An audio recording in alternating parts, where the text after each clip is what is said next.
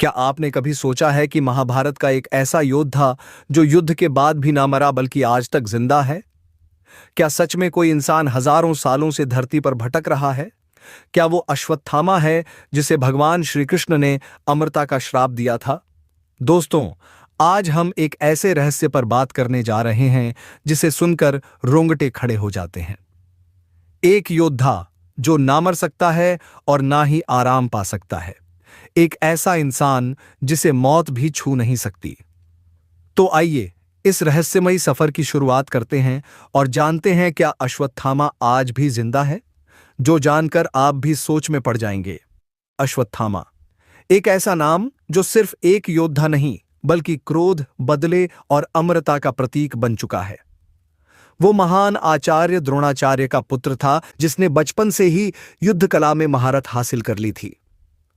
कहा जाता है कि उसका जन्म किसी साधारण तरीके से नहीं हुआ था, बल्कि वो जन्म लेते ही अस्त्र शस्त्र लेकर निकला था और उसके मस्तक पर एक दिव्य मणि थी जिसे ब्रह्मा ने वरदान स्वरूप दिया था।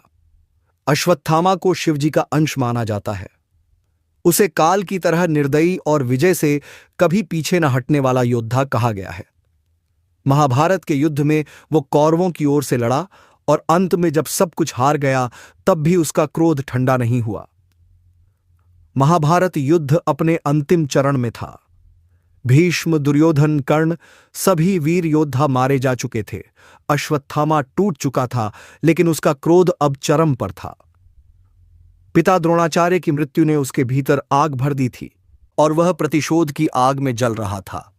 उसी रात उसने कुछ ऐसा किया जिसने इतिहास को सदा के लिए बदल दिया। अंधकार भरी रात में अश्वत्थामा पांडवों के शिविर में चुपचाप घुसा और सोते हुए द्रौपदी के 5 पुत्रों का वध कर डाला। उसे लगा वह पांडवों को मार रहा है, लेकिन असल में उसने मासूमों की हत्या कर दी थी।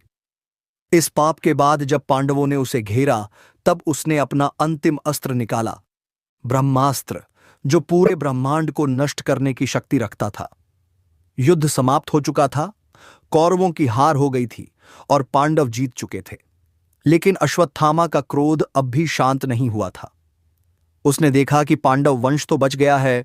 अभिमन्यु की पत्नी उत्तरा गर्भवती थी और उनके गर्भ में अर्जुन का वंशज पल रहा था। तभी अश्वत्थामा ने अपने जीवन का सबसे क्रूर और अधार्मिक कदम उठाया। उसने भगवान शिव का ध्यान कर ब्रह्मास्त्र का प्रयोग किया। लेकिन यह ब्रह्मास्त्र किसी युद्ध भूमि पर नहीं बल्कि एक गर्भस्थ शिशु को मारने के लिए था। उसे लगा अगर वह इस बच्चे को मार देगा तो पांडव वंश खत्म हो जाएगा।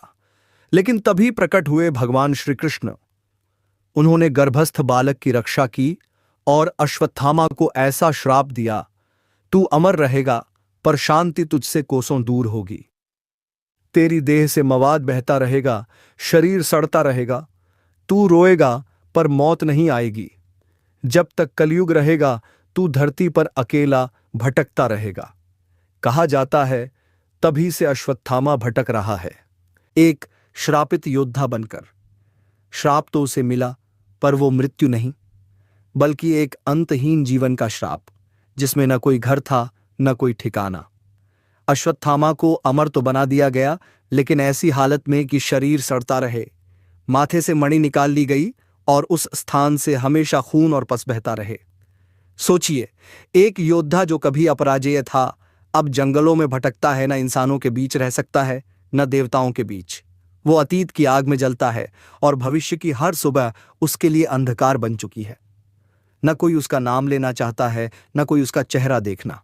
तो क्या अमर होना वाकई वरदान है या फिर ऐसा श्राप जो मृत्यु से भी बदतर है?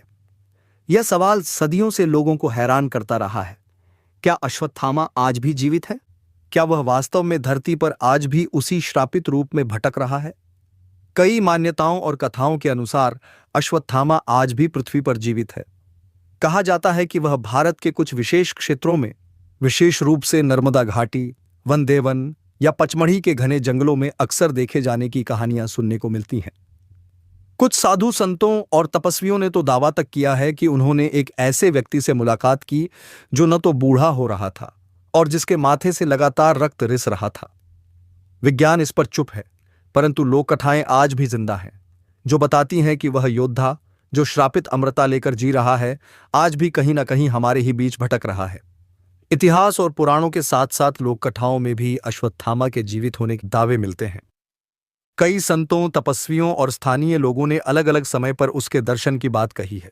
खासतौर पर मध्य प्रदेश के पचमढ़ी, नर्मदा किनारे अमरकंटक और गुजरात के गिरनार पर्वत से ऐसे रहस्यमयी अनुभवों की कहानियां सामने आई हैं। कुछ वर्षों पहले एक साधु ने दावा किया कि एक रात एक लंबा अजीब सा व्यक्ति उनके पास आया, जिसके माथे से खून बह रहा था और जो पानी की बजाय नर्मदा जल ही पीता था। उस व्यक्ति ने उसे केवल इतना कहा, मैं वो हूं जिसे ना स्वर्ग स्वीकार करता है ना धरती।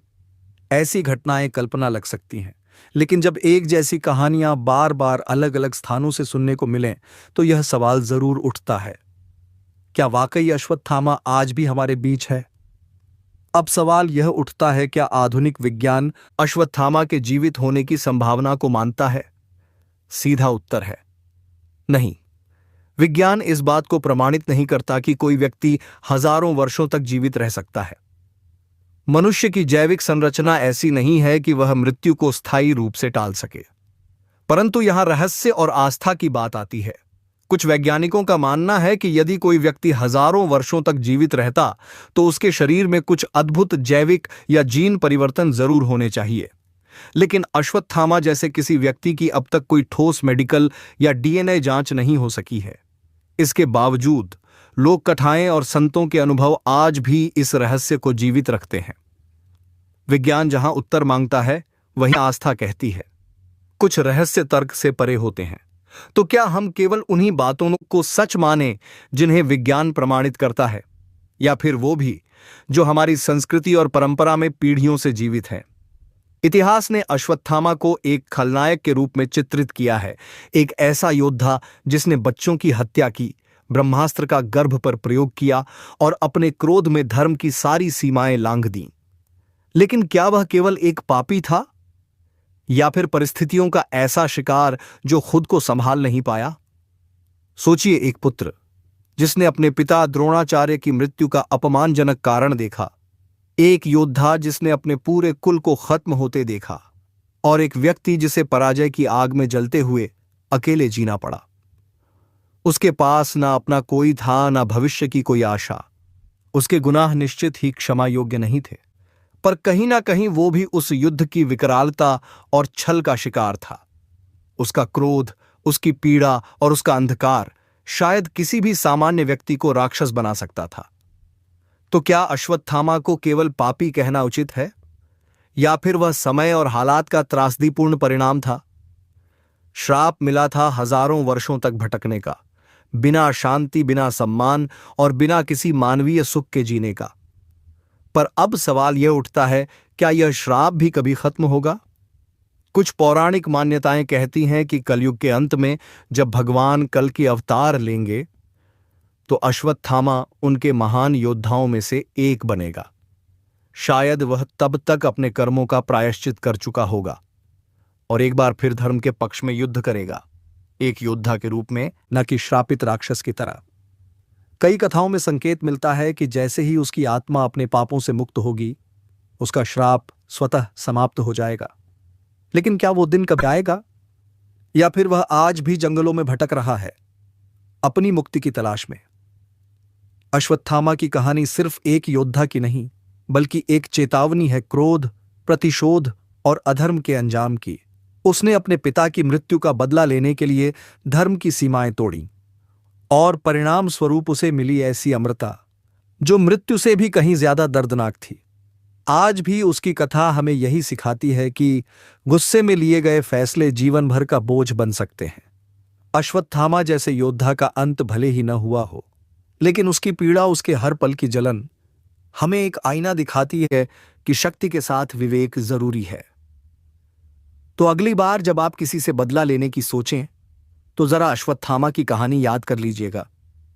क्या अमृता सच में वरदान होती है, या फिर ऐसा श्राप जो आत्मा तक को जला दे?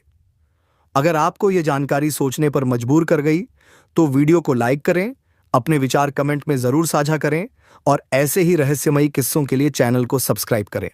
धन्यवाद। जय श्री कृष्ण।